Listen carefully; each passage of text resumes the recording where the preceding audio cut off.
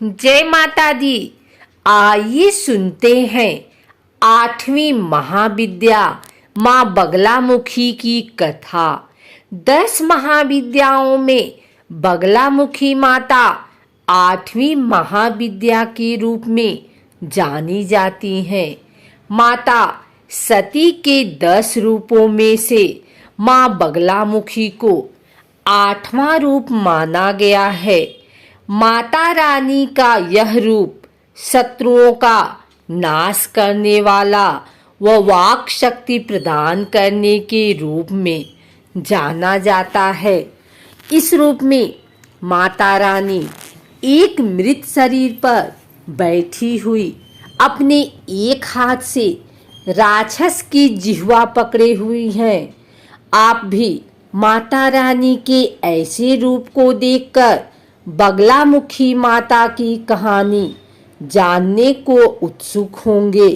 इसलिए आज मैं आप लोगों के लिए देवी बगलामुखी की कथा महत्व के बारे में जानकारी दूंगी। यह कथा बहुत ही रोचक है, जो भगवान शिव व उनकी प्रथम पत्नी माता सती से जुड़ी हुई है। हालांकि उनकी दूसरी पत्नी माता पार्वती माँ सती का ही पुनर्जन्म मानी जाती हैं।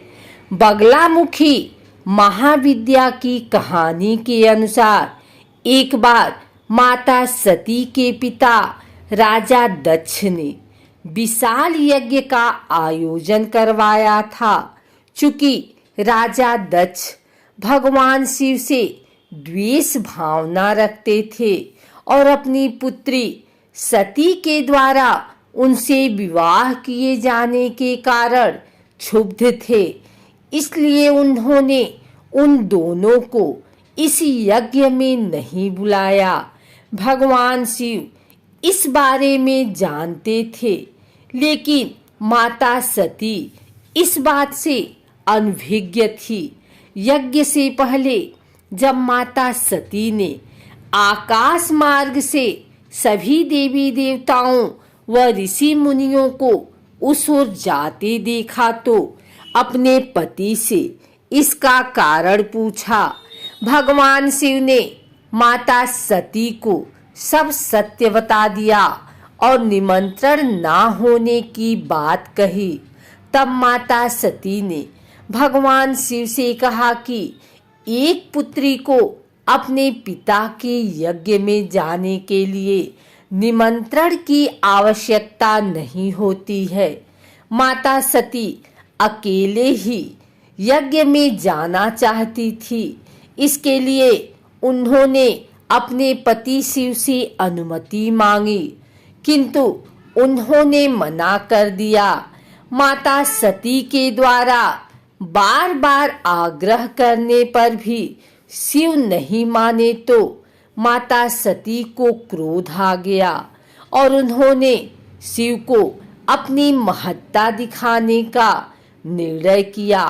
तब माता सती ने भगवान शिव को अपने 10 रूपों के दर्शन दिए, जिनमें से 8वीं माँ बगलामुखी थी। माता रानी के यही 10 रूप 10 महाविद्या कहलाए। अन्य 9 रूपों में क्रमशः काली, तारा, षोडशी, भुवनेश्वरी, भैरवी, छिन्नमस्ता, धूमावती, मातंगी व कमला आती हैं। बगलामुखी शब्द 2 शब्दों के मेल से बना है, बगला व मुखी। इसमें बगला शब्द संस्कृत के बलगा का अपभ्रंश है, जिसका अर्थ होता है लगाम लगाना। मुखी का अर्थ मुंह या चेहरा है। इस प्रकार बगलामुखी का मतलब किसी चीज पर लगाम लगाने वाले मुंह से है। माता रानी के इस रूप को शत्रुओं या दुष्टों पर लगाम लगाने के लिए पूजा जाता है। माता रानी का रूप भीषण होने के साथ साथ अपने भक्तों की रक्षा करने वाला भी है। अपने इस रूप में माता रानी स्वर्ण सिंहासन पर विराजमान है। इस सिंहासन पर राक्षस का मृत शरीर पड़ा हुआ है, जिसके ऊपर माता रानी बैठी हुई है। माँ बगलामुखी के सिर पर मुकुट है और केस खुले हुए हैं। उनके 3 नेत्र व 2 हाथ हैं। शरीर का रंग सुनहरा है, जबकि उन्होंने पीले रंग के वस्त्र व आभूषण धारण किए हुए हैं। उन्होंने अपने एक हाथ में शत्रु को दंड देने के लिए एक बेलन के समान अस्त्र पकड़ा हुआ है, जबकि दूसरे हाथ से राक्षस की जीभ पकड़ी हुई है। वह राक्षस माता रानी के सामने उनके चरणों में बैठा हुआ है, जिसने अपने एक हाथ में तलवार पकड़ी हुई है। माता रानी ने उसी राक्षस की जीभ पकड़ी हुई है। वह उसकी ओर देखती हुई उसे डराने का प्रयत्न कर रही है। एक बार सौराष्ट्र में भयंकर तूफान ने बहुत तबाही मचाई। तब सभी देवताओं ने माता रानी से सहायता प्राप्ति की विनती की। यह देखकर माता रानी का एक रूप हरिद्र सरोवर से प्रकट हुआ और इस तूफान को शांत किया। उसके बाद से ही माता रानी का बगलामुखी रूप प्रचलन में है। यदि आप बगलामुखी माता की पूजा करते हैं तो इससे आपको कई तरह के लाभ प्राप्त होते हैं। देवी बगलामुखी की पूजा करने से हमें अपने शत्रुओं का नाश करने में सहायता मिलती है। माँ बगलामुखी का एक अन्य नाम स्तंभन देवी भी है, क्योंकि यह शत्रुओं व दुष्टों को अपंग बनाने में सहायक हैं।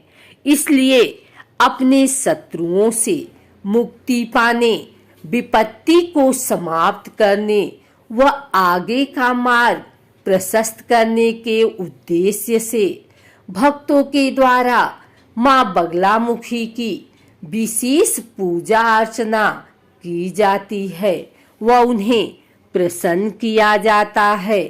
माता बगलामुखी महाविद्या की पूजा मुख्य रूप से गुप्त नवरात्रि में की जाती है। गुप्त नवरात्रि में माता रानी की 10 महाविद्याओं की ही पूजा की जाती है, जिसमें से 8वें दिन महाविद्या बगलामुखी की पूजा करने का विधान है।